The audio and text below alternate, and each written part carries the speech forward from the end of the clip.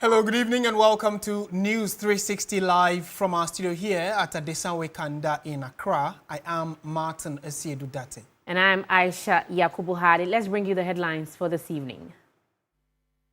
News 360 headlines is brought to you by Flamingo Paint, Pepsodent Charcoal and Pepsodent Herbal, EcoBank. Alexander Penyomarkin, minority leader, faces criticism from majority side for failing to secure Ken Ofori-Attah's return to answer to issues bordering on accountability.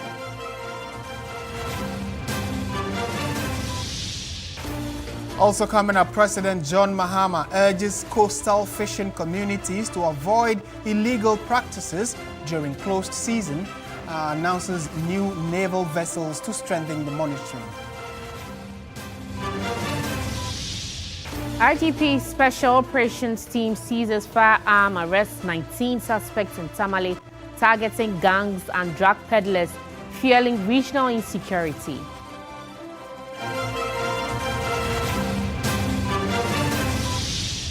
And later in business, ahead of the 127th Monetary Policy Committee meeting on Monday, November 24, the Ghana National Chamber of Commerce and Industry makes case for further policy rate cut to at least 15%.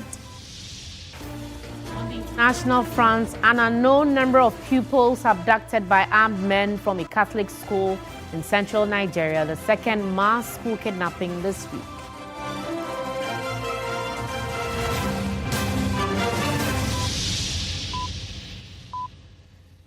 While live on TV3 Ghana on Facebook, all across the world on 3news.com. Stay with us and share your thoughts and comments with us. We're starting from Parliament. The minority leader, Alexander Penyomarkin, has been accused of failing to deliver his promise to ensure the return of former Finance Minister Ken Ofori-Attah to face prosecution over the infamous GRASML contract, the National Cathedral project, and other initiatives under the erstwhile administration which have been flagged for impropriety. The minority and majority leaders on the floor of Parliament on Friday debated the delayed return of Ken Ofori-Attah to the country to face accountability.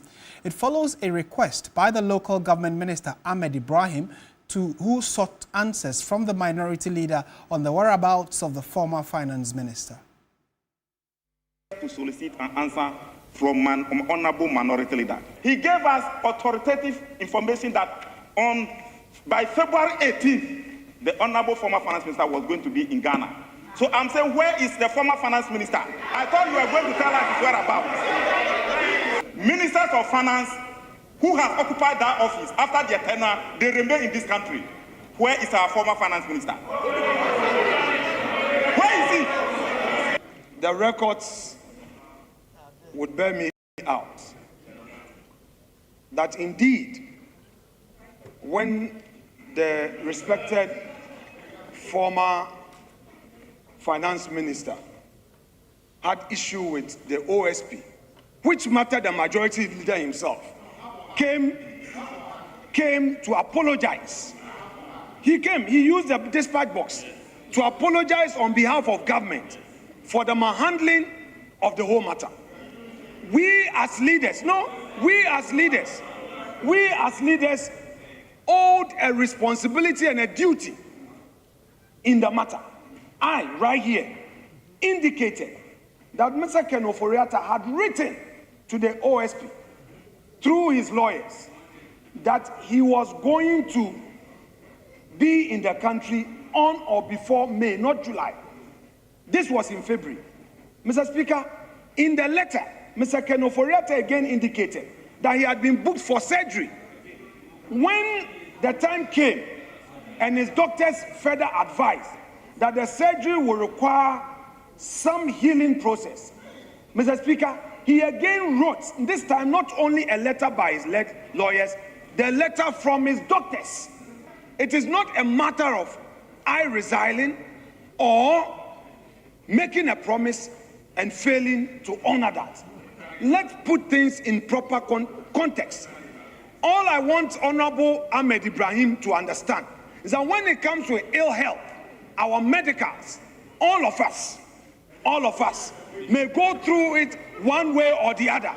If a man is going through a serious medical condition, how many of us will be bold to disclose our medical record? But the man has disclosed his medical record. Mr. Speaker, that hospital where he is receiving treatment is a renowned medical hospital in the United States. Let's be fair to Ken Ofori-Atta. Let's be fair. It can be you tomorrow. Giving an impression that members on this side are insensitive to the medical condition of Ken Ofori-Atta. That is the impression you have sought to give. Mr. Speaker, Ken Ofori-Atta was very sick in this country. You could see the sickness in his face. But at that time, it was sweet to be a finance minister. It was sweet to be a finance minister. In spite of the ill health, he persisted and insisted on remaining in this country as a finance minister. How come that suddenly, because today he is being sought after by the law enforcement agencies, he cannot live in this country and is claiming illness? He was sick when he was finance minister. We all saw it. He was sick. Honorable. Right, so that's what ensued in Parliament. So clearly, our finance minister, the former finance minister, can't be found, or at least there is an assumption of where he is at the moment. Some say he's in the United States, confirmed by his lawyers. But our conversation this evening with private legal practitioner Martin Kpebu is focusing on what the Office of the Special Prosecutor has said, which is that on Monday, he is taking Ken Ofori-Atta and 6 others to the court because he has slapped some 78 charges or leveling some 78 charges against them. Now that we don't know where he is or can't find him and serve him, what happens to the case? Is that even possible? Mr. Martin Kpebu, good evening. Thank you for joining us on News 360. Thank you again. Kindly unmute for us. But while at that, my first question will be, where do you stand on this debate? Much earlier, you were even saying that if Ken is not willing to come, the OSP could initiate processes to maybe start the trial in absentia. Give us some education on that. Could he still go ahead from Monday to start the trial in absentia? Okay, can you hear me? Loud and clear, yes. Okay. No, he can't start like that. Under the law, Article 19, Clause 3A, he has to present evidence to the court to show that he has notified Ken Ofori-Atta about the trial. So the notification is very important. So maybe evidence of DHL delivery or FedEx, any other email, all the various ways of proving that the Ken Ofori-Atta has been notified about the trial. That is what Article 19, Clause 3A of our Constitution requires. But then, before maybe you go elsewhere and I don't get to mention, you see, my main point is that Kissi Ejabi has to leave because he allowed Ken Ofori-Atta to travel. All of this is on Kissi Ejabi's head. This absentia, trial and absentia, etc. Okay, yeah, let's continue. Right. Yeah, so still on that tangent, you are saying that although he's already gone to court or says that he's going to hold them before court, the trial of Ken Ofori-Atta specifically can only commence if he, Ken, is served with a right to appear before the court. That's what you're saying?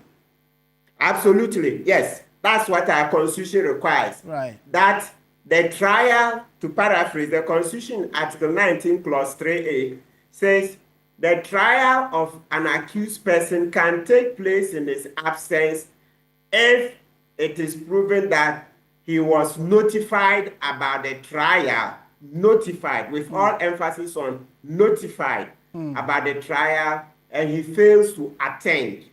So once you give the court credible evidence of notification, credible, and this one, because it's a criminal trial, the judge would ask for the most cogent, most, reliable, extremely reliable evidence that Ken Ofori-Atta has been said. So then, you see why now we should be blaming Kissi Ejabi once again, unless, of course, he's done it on our blind side. Right. Ofori-Atta offered to engage the OSP via Zoom. That's virtual, not just Zoom. Zoom is one of the virtual ways of communicating. Virtually. We should have taken it. So if we have done these interviews, Oforiatta, where is this? Then he answers everything that can be done virtually. Can you imagine that this would have boosted the reliability of any form of communication? So then you do some via email. Okay. So if you send the charges to him, that's a charge sheet and a fact sheet to him via email, the judge will accept because he can show that, oh, I've been communicating with Oforiatta through email. Okay. And then if you did post, you ask him for his this mailing address. Then you send it. Because now I'm wondering, but well, we'll hold our horses. If eventually Kisi Ejabe listen to our advice and engage Oforiatta quietly, we'll find out on Monday. On Monday, yeah, certainly. Because certainly he will following, have to inform the court how he served Oforiatta. Right, and following his correspondence he's had with him in the early days, it's likely he may have, like you're saying, we'll find out on Monday. And briefly, the remaining 6, can they be tried because they are in the same boat with Ken Oforiatta when it comes to the SML GRA deal, which the OSP is taking to court? So if Ken is absent, the remaining 6, can the trial go ahead with them? Yes, but let's say this. When I say yes, it means very limited. The part of the trial that can go ahead on Monday, even if Oforiatta has not been served, is the matter of taking the plea. That's the one that they will ask the accused, are you guilty or not guilty? That's after reading the charges. Then the accused will say guilty or not guilty. So the judge can decide to take the pleas of those who appear on Monday. And then, in case there's no evidence that Oforiatta has been served, then the judge will adjourn that one for another day.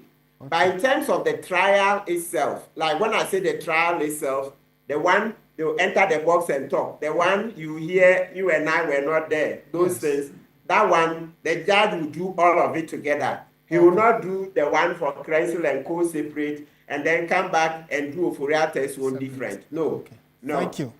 Thank you, Counsel, for your time. Martin Pebu is a private legal practitioner, and in the coming days, we'll certainly be hearing more of how all of this plays out. Meanwhile, lead sponsor of the Human Sexual Rights and Family Values Bill, John Ntimfodjo, has demanded the laying of the anti-LGBTQ bill next week, expressing disappointment about the posturing of the majority. A request for weekly updates on the Galamsey fight and the purchase of new aircraft dominated the debate on the 2026 budget. The issue of the purchase of new aircraft as part of the retooling of the Ghana Air Force yet again took center stage of the debate on the 2026 budget. They want to blow several billions of cedis, 3.6 billion cedis in the budget on luxury aircraft. 2 luxury jets, in addition to the so-called pristine Falcon, all for the luxury and transportation of the president and the executive. Couldn't one have been enough? There is not a single allocation to acquisition of fighter jets. So now, any aircraft can get into potentially our airspace, and the might expected of our Air Force to confront such unauthorized flights that has been jettisoned. President Akufo-Addo ordered that we procure 6 fighter jets for the Air Force. This House supported the deal. But where are the jets? Where are the jets? How did the deal end? That deal did not go through because of the reckless management of this country's economy. If we are saying that we would acquire 2 transport aircraft for the Ghana Air Force, it is because it is a requirement of the Air Force itself, and the ranking member knows this. It is not just about a presidential jet, Mr. Speaker. Did President Kufuor not procure the Dassault Falcon 300? When President Kufuor acquired it, did he ever sit in that jet as president for 1 day? No. I ask you the question. Did he ever sit in it for 1 single day? He did not. Proponent of the Human Sexual Rights and Family Values Bill, John Ntimfodjo, yet again raised what he calls his disappointment over what he foresees to be a deliberate attempt to delay the laying of the anti-LGBTQ bill before the House for consideration and passage. There seems to be a very, very conspicuous silence on this. Mr. Speaker, the House must not create the impression that what was a priority in the 8th Parliament has suddenly been thrown under the carpet. The attempt by this government, by blocking this bill and blocking it from being featured, is a big disappointment to the people of this country. We demand that if it was oversight or error, it must be added to the order paper so that next week it is laid and presented for first reading, because on record, it has satisfied all the processes by the dictates of our standing orders. It's not an attempt by government, and President John Dramani Mahama has indicated time and again that any moment that the bill is brought before him, he will expeditiously sign it. Even though in the 8th Parliament, I really didn't see you actively involved in having this bill passed. I know you were a sponsor of the bill. All of a sudden, you think that this is an urgent matter. And also, when we were all putting pressure on President Akufo-Addo to sign, I didn't see you helping us to put pressure on President Akufo-Addo. I didn't see you. Now you have found your voice. A number of demands were made from the minority side, including the request that the Lands Minister be made to brief the House once every week on the fight against illegal mining. Christian Yale, TV3 News, Parliament. We're staying in Parliament because the 2026 budget debate continued, and we're now going to hear from the Member of Parliament for Kaikwe Central, Patrick Boama, who had issues with the time that the budget was presented by the Finance Minister, Dr. Kasil Ato-Forson. For the first time in many years, the budget of this country was read around 5:37 p.m. It's very important to make that point, Mr. Speaker. Not during Kwesi Botche's time, not during Kwame Pepra's time, Safu Mafo's time, Bahredu's time, up to Ato-Forson first. Mr. Speaker, there's a reason why your budgets must be read during prime time. When our budget was read at 5:37 p.m. this year, our major creditors were all asleep. Some of them were just waking up. The Chinese were asleep. The Australians were just waking up. Our European partners were at dinner.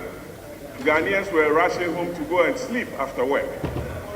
It tells you and gives you the reason why the markets did not respond positively to our budgets this year. Mr. Speaker, if you look at the cover page of this year's budget, you can see a clear Photoshop of a certain express road that the minister spoke about, that he was going to construct an express road to Kumasi. Mr. Speaker, what is the crime of the people of this country, especially those of us who ply that road to our villages, especially from Accra to Paga and to Boko? For 8 years, from 2009 to 2016, not a single kilometer of road was added by the NDC government. Yes. You come into government again, and instead of you prioritizing with the completion of the dualization of the Accra-Kumasi road, you are telling us that you are going to construct an express road. From which funds? It's a complete misplaced priority. What Ghanaians want to see is the completion of the dualization project that was started by the Akufo-Addo administration. Yes. Then you can even look at that, because even the financial models do not help you. How are you going to construct this? Through a PPP arrangement? And how much are you going to charge road users? It's for you to take that decision. But Mr. Speaker, let me share this data with you. Away from that note, in Parliament, President John Dramani Mahama has urged coastal fishing communities to avoid illegal practices during the upcoming closed season, even though artisanal fishers remain exempt from the ban. Speaking at the National Fisheries Day celebration here in Accra, he indicated that new naval vessels are being procured to strengthen coastal monitoring to help ensure compliance across Ghana's territorial waters.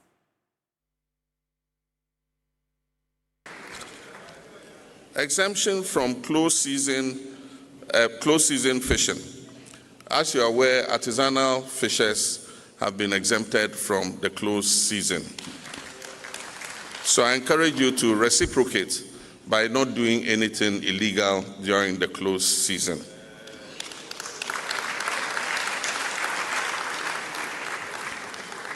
We're also in the process of acquiring 2 new offshore patrol vessels for the Ghana Navy to be able to patrol our shores.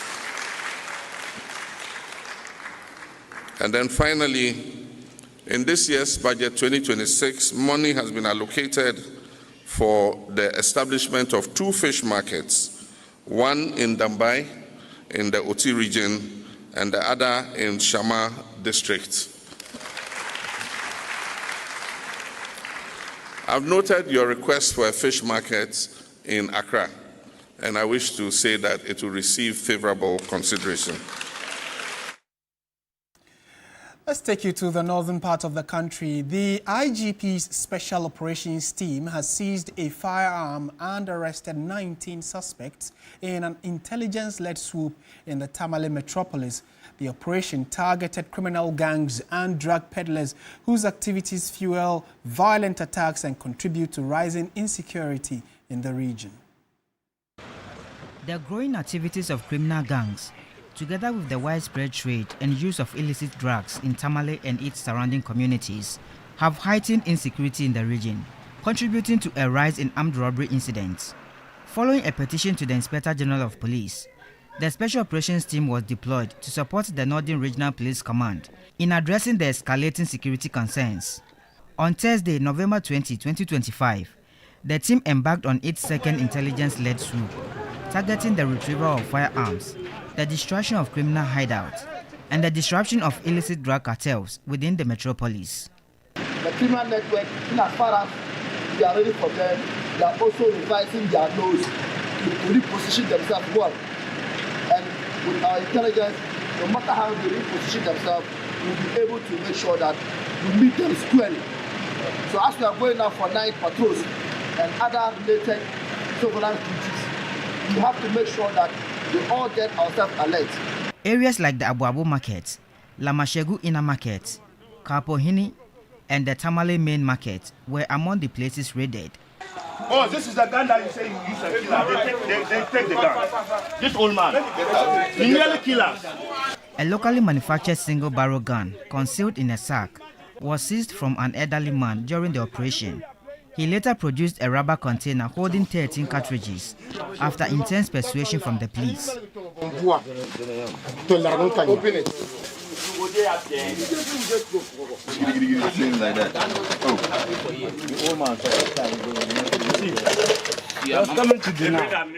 Police indicate that the suspect had no lawful authority to possess the firearm. During the operation, a middle-aged man approached the officers with a fresh knife stab wound, reporting that he had been attacked by 2 men in his neighborhood. Acting on the information, the police pursued the suspects, arresting one, while the other escaped narrowly. The team extended its operation to other ghettos within the metropolis, where several suspects were rounded up based on intelligence. Quantities of dried leaves suspected to be marijuana were retrieved from the individuals. Additionally, motorbikes, mobile phones, and electronic devices believed to have been stolen were recovered. All exhibits have since been secured, while the suspects are in the police custody for further investigations. The IGP Special Operations Team reaffirmed its commitment to protecting lives and property. In some other news this evening, IPMC College of Technology has graduated a new batch of students trained in various fields of professional development. The ceremony brought together families, industry leaders, and education stakeholders. It was a day of pride and celebration at the IPMC College of Technology as hundreds of students received their certificates after months and in some cases years of rigorous training in information technology, software engineering, networking, graphic design and business programs.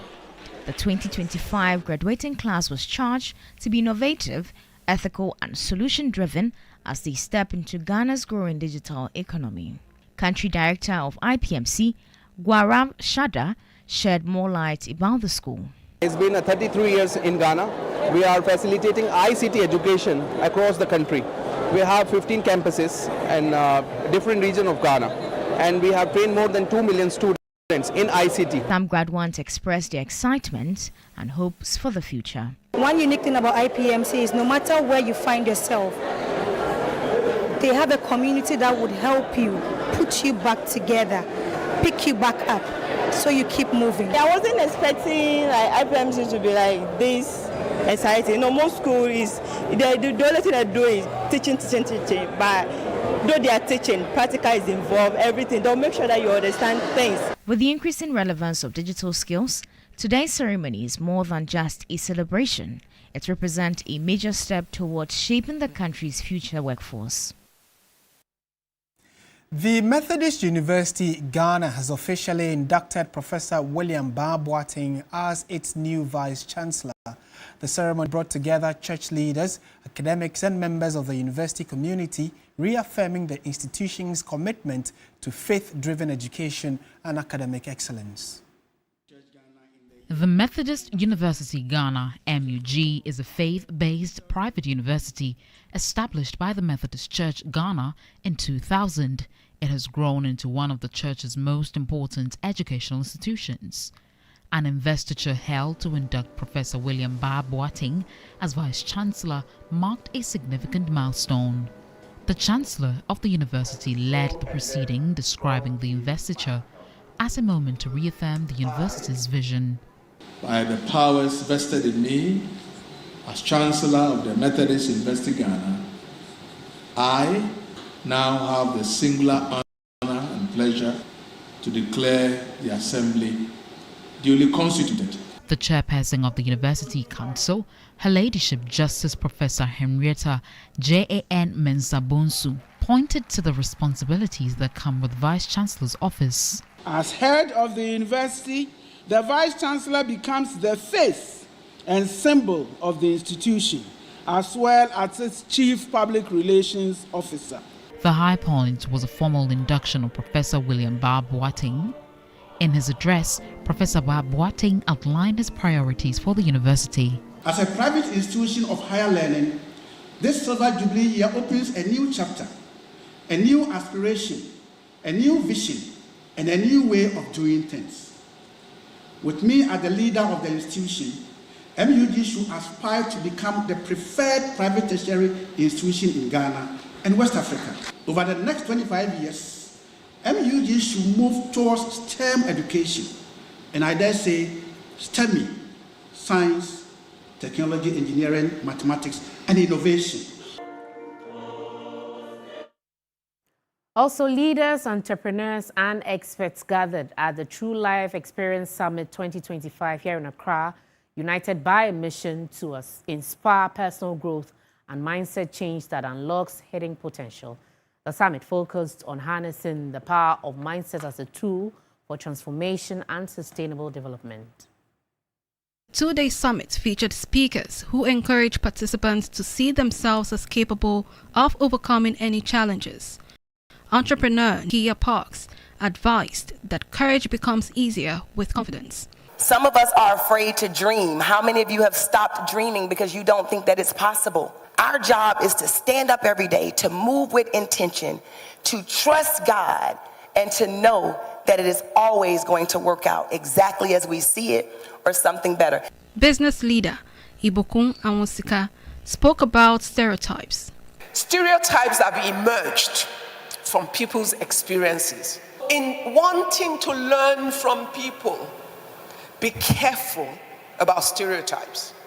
Be responsible for your own decisions, because at the end of the day, your life is the result of the decisions that you make every day. There's a lot of cultural shift that needs to take place in how we think and in how we approach things. Convener of the True Life Experience, Dedo Kofi, explained the purpose of organizing the summit. The idea is to continue to impact people so they can be better. People who have been looking at themselves as undeserving will begin to understand the power that they hold, and they will begin to step into spaces that they can actually work in. So people are going to leave here wanting more for themselves, doing more with their lives, and also giving back. The True Life Experience Summit 2025 seeks to inspire, empower, and transform minds.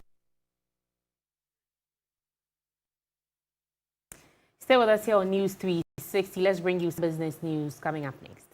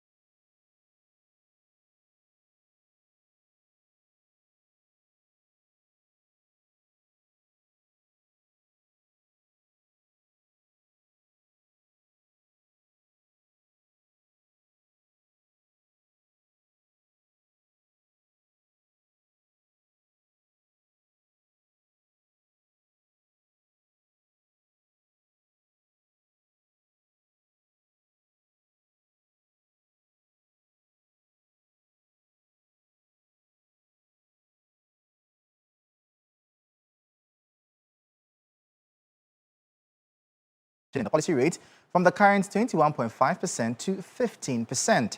The chamber argues that such a cut would more than accurately reflect the country's current macroeconomic improvements.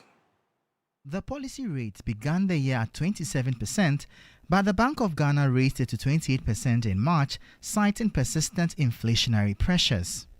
It later delivered two major cuts, reducing the rate to 25% in June and then to 21.5% in September, as inflation continued to ease and the broader economy showed signs of recovery.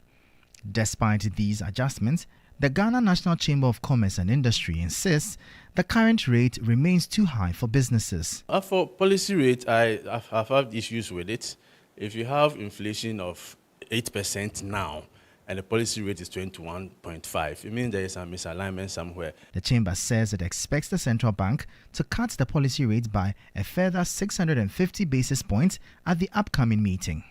I'm expecting that in the next MPC meeting, the policy rate should come as low as 15%. The banks will also follow suit and also reduce their lending rate, because all the indicators that they use in computing the policy, they are all trending downwards.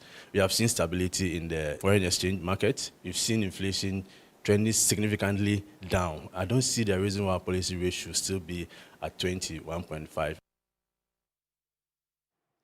The Bank of Ghana is intensifying efforts to reduce the high cost of printing new banknotes by encouraging the public to properly handle the cedi. Against this backdrop, governors and some staff of the Apex Bank visited markets to sensitize traders. As part of activities marking the cedi at 60 celebrations, Governor of the Bank of Ghana, Dr. Johnson Isiama, First Deputy Governor, Dr. Zakari Mumuni, and officials from the bank visited the Makola market in Accra to educate traders on proper currency handling to keep notes clean and durable. In a discussion with the leadership of the Greater Accra Markets Association, the governor asked whether ongoing macroeconomic stability was reflecting in market prices. The president of the association confirmed noticeable improvements and urged authorities to sustain the progress to enhance livelihoods. Some goods have taken stand, for example, rice, oils, and they are now okay, but we wish they would use them more. As it is coming to the Xmas, that is exactly what we will use. And people will be bringing in their new goods with the new lower dollar. Head of the Currency Management Department, Dominic Owusu, highlighted the huge cost of printing new notes to replace worn-out ones and appealed to the public to protect the currency by keeping it clean and avoiding practices that damage the notes. Anytime we want to give money out as a gift, we always crumple it and squeeze it in our hands. Anytime you squeeze the money, know that you are destroying it for foreign money to be used to print a new one. So let me say that stop crumpling the money. The central bank says the Clean Note campaign will be expanded nationwide as Ghana celebrates 6 years of its national currency. Absa Bank Ghana, in partnership with the MasterCard Foundation, has hosted a youth entrepreneurship dialogue at the University of Professional Studies, Accra. The forum brought together young innovators to spark bold ideas, showcase youth-led businesses, and tackle real-world business challenges. The dialogue is part of Absa Bank's Young Africa Works program with the MasterCard Foundation, which funds, trains and mentors young entrepreneurs while tackling challenges like limited financing and high interest rates.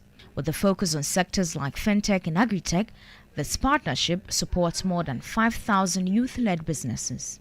The dialogue provides an avenue for fresh ideas and connects young talent to key industry and financial players. Nana Esilfo Tamaklu is the Director of Marketing and Corporate Affairs, Absa Bank Ghana. We have a program, it's a flagship program we call Ready to Work. It actually prepares the young persons from the academia into the world of work.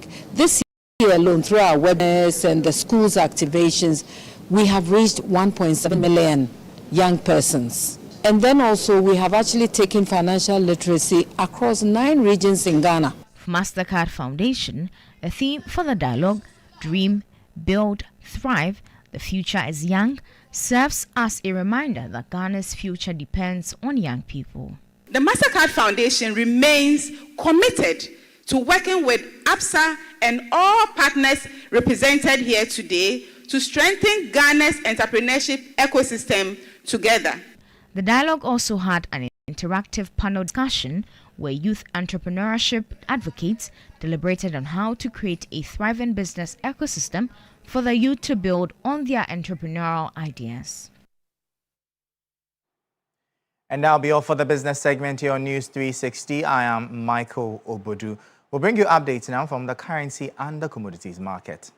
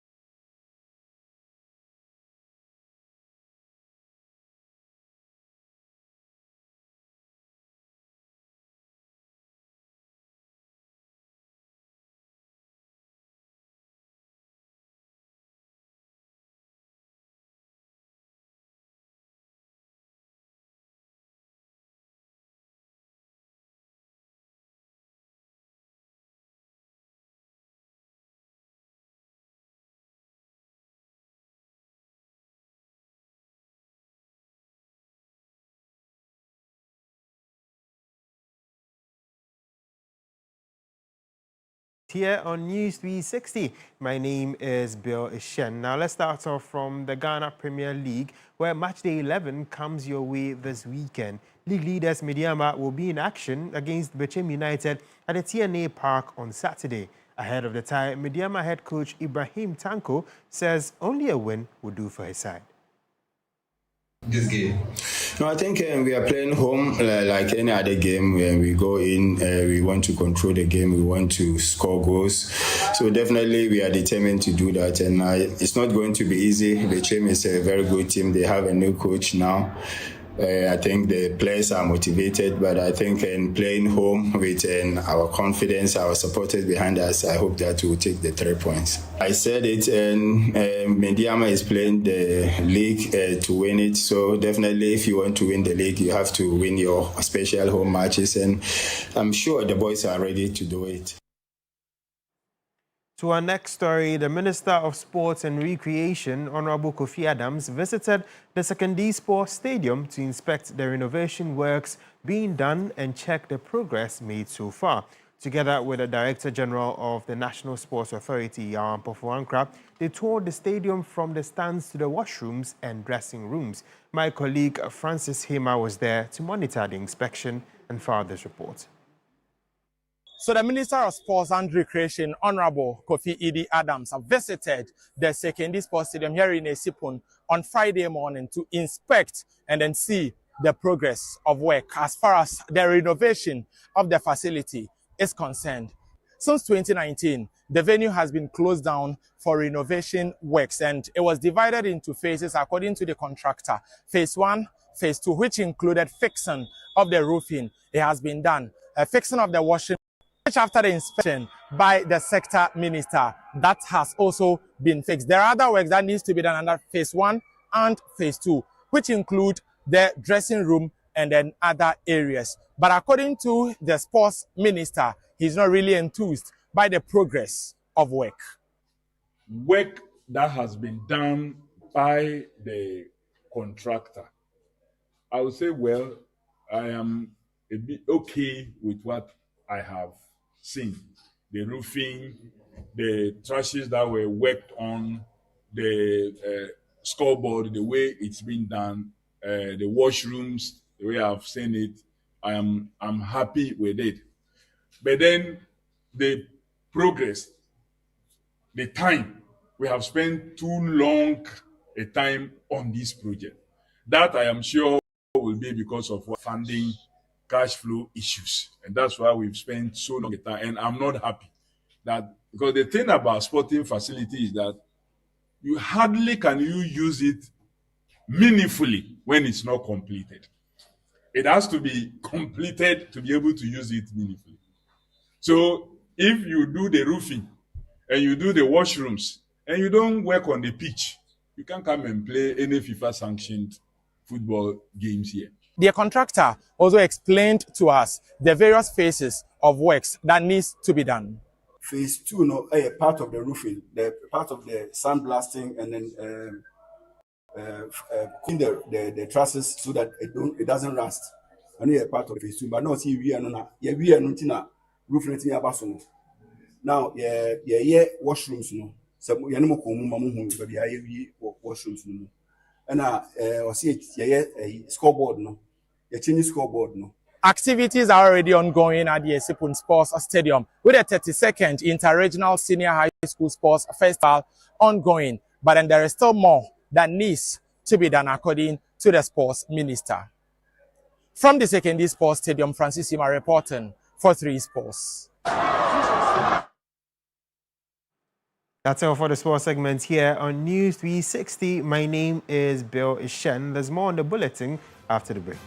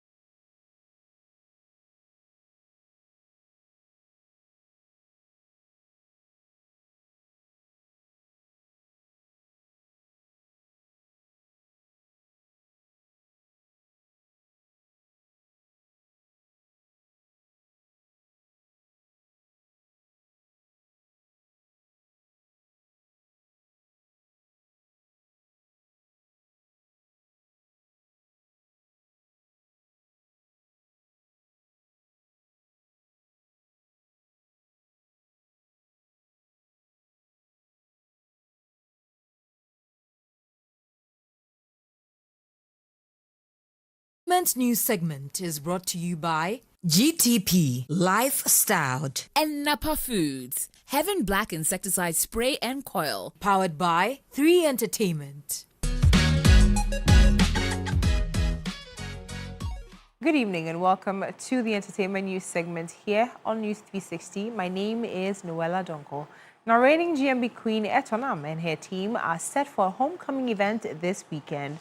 For the affable Queen, the event serves as an opportunity officially to express her gratitude to the people of her region for their immense support throughout her journey to success. Reigning Ghana's most beautiful queen, Etonam, is still basking in the excitement and pride that came with her remarkable victory in this year's competition. And this weekend, all roads lead to the Volta region as the Queen and her team prepare for a grand homecoming celebration. The event scheduled for this Saturday is expected to draw traditional leaders, youth groups, cultural associations, and enthusiastic supporters from across the region. For Queen Etonam, the homecoming is more than just a celebration. It's a moment of gratitude, a chance to officially say thank you to the people who stood firmly behind her throughout the competition. The affable Queen says she cannot wait to present her enviable crown to the people of her region, a symbolic gesture acknowledging their unwavering support, heartfelt prayers, and the countless votes that powered her journey to victory. So for me, this homecoming means a lot because my people have given a lot to me during the competition. They voted, they prayed for me, they came to the studio to support me massively. They put in their all, just as I did as well. And so it means a lot to me to go back and give back to the community and say thank you to them for their incredible support. And it also means a lot to them as well because they cannot wait to see me. They've been calling on me to come all these weeks that I've been crowned Ghana's most beautiful. I feel privileged going back to them and giving them the crown or showing them the crown and the card. The affable Queen says she cannot wait to present her enviable crown to the people of her region, a symbolic gesture acknowledging their unwavering support, heartfelt prayers, and the countless votes that powered her journey to victory. I want to use this opportunity to invite you to my homecoming Durbar, which is the 22nd of this month. Saturday actually at Volta region, Mafi, at the Dome to be precise.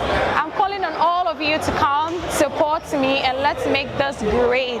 It's 11 a.m. at the Old District Assembly of Mafi at the Dome. As preparations heighten and expectations grow, the Volta region is gearing up to welcome home its beloved daughter, now a national beauty icon, in grand style. Beautiful. Well, that's it for the Entertainment News segment here on News 360. My name is Noella Donko. Let's now bring you some international news from Nigeria. An unknown number of people have been abducted by armed men from a Catholic school in central Nigeria, the second mass school kidnapping this week. The latest attack targeted St. Mary's School in Papiri, Niger State, where authorities had already ordered the temporary closure of all boarding schools due to rising security threats. Police said armed men locally known as bandits stormed St. Mary's School on Friday at about 2 o'clock local time and abducted an unconfirmed number of students from their hostel. Details remain unclear, but residents fear that close to 100 students and staff may have been taken away during the early morning raid. And that's how we bring the bulletin to an end. Thank you so much for watching. I am Martin Esiedu Dati. And I'm Aisha Yakubu Hali. Showbiz 360 is up next. Enjoy.